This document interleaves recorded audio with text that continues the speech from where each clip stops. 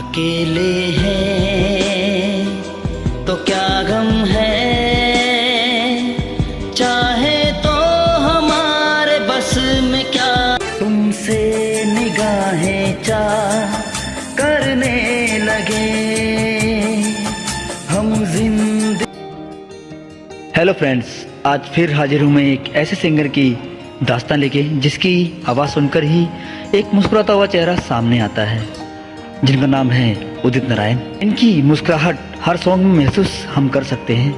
ये एक ऐसे इकलौते हैं जो हर एक सॉन्ग और हर एक सिंगिंग मुस्कुराते हुए आराम से कर लेते हैं। दोस्तों, वीडियो पूरा देखना।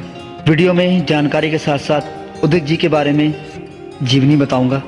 हे हे हे हे हे आहा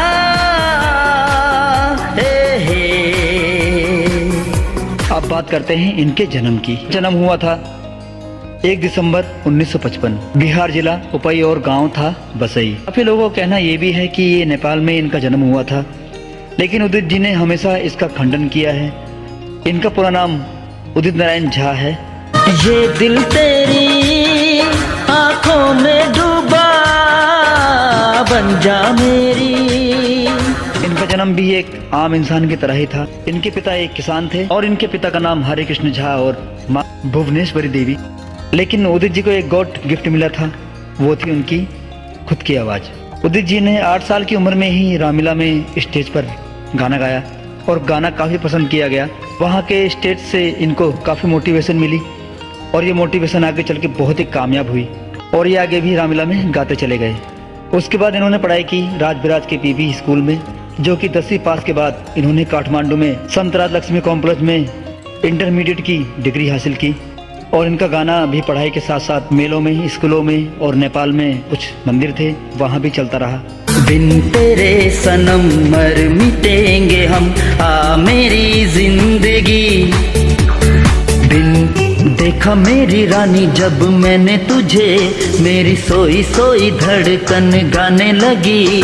उस पर जो बन का जोश जोश नहीं तेरा कोई दोष दोष, मदहोश है तू हर वक्त वक्त तू थी। इस दिल में क्या है, धड़कन में क्या है, फूलों में क्या है, खुशबू। इनके पिता हमेशा चाहते थे कि ये डॉक्टर या तो फिर इंजीनियर बने।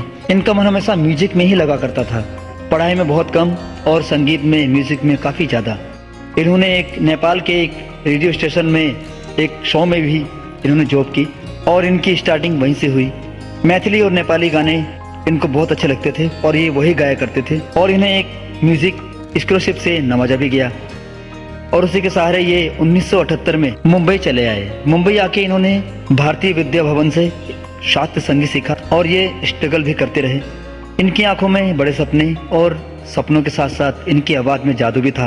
हे हे आहा हे हे आहा, न जाने मेरे दिल को क्या हो गया, अभी तो यही। स्ट्रगल करते करते इनको 1980 में ही एक फिल्म में काम मिल गया था, लेकिन वो कहते हैं ना, वक्त से पहले और वक्त से ज़्यादा किसी को कुछ नहीं मिलता। 1980 में जो इनको फिल्म मिली थी उसका नाम था 1920, लेकिन ये फिल्म ज़्यादा चल ना पाई और इसके गाने भी ज़्यादा चल ना पाए और फिर 10 साल तक इन्होंने काफ़ी संघर्ष किया। लेकिन 1987 में जब इनका बेटा जन्मा और 1988 में फिल्म आई कयामत से कयामत तक। अकेले हैं तो क्या गम है, चाहे तो। और उन्होंने सफलता हासिल वहीं से की, जो कि गाना था पापा कहते हैं बड़ा नाम करेगा।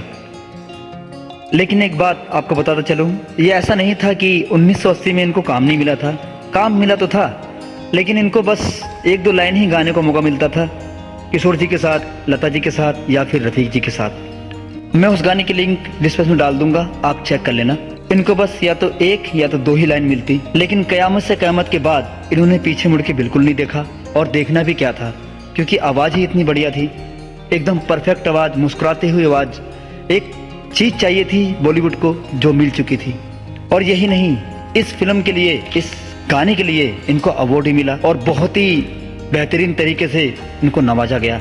काफी म्यूजिक डायरेक्टर ने कहा कि हमें आवाज चाहिए तो बस उदित जी की आवाज चाहिए, क्योंकि एकदम हीरो पे बहुत फिट बैठती है।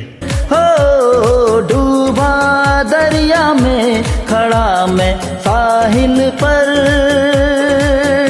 दुनिया हसीनों का मेला, मेले में ये दिल अकेला, हो दुनिया हसीनों का मेला। आपको बताता चलूं कि इन्होंने एक्टिंग भी की थी, एक नेपाली पिक्चर में काम भी किया था, नाम था कुछ में रुमाल, और 25 हफ्तों तक ये फिल्म टॉप 10 पे थी और बहुत ही बेमिसाल पिक्चर थी। और इन्होंने एल्बम में भी काम किया, जो कि दिल दीवाना, भजन संगम, लाइव इज लाइफ और झुमका रे झुमका। इन्होंने 2 शादियाँ की थी, एक रंजना झा और एक दीपा नारायण। रंजना झा से शादी कुछ ज़्यादा दिन चल नहीं पाई और शादी के चलते काफ़ी विवाद के साथ इनको झेलना पड़ा। वो कहते हैं ना, जिसका नाम होता है तो थोड़ा बहुत बदनामी भी झेलनी पड़ती है। लेकिन मामला अब अच्छा हो गया है, पहली पत्नी को छोड़कर ये दूसरी पत्नी के साथ अच्छे खासे रह रहे हैं और इनकी दूसरी बीवी से इनको पुत्र मिला जिनका नाम है आदित्य नारायण। लेकिन आदित्य नारायण जी भी कुछ कामयाब ना हो पाए, इनकी तरह सफल ना हो पाए। हे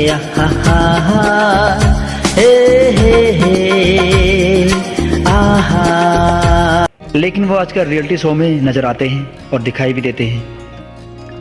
आशा करता हूँ कहानी अच्छी लगी होगी।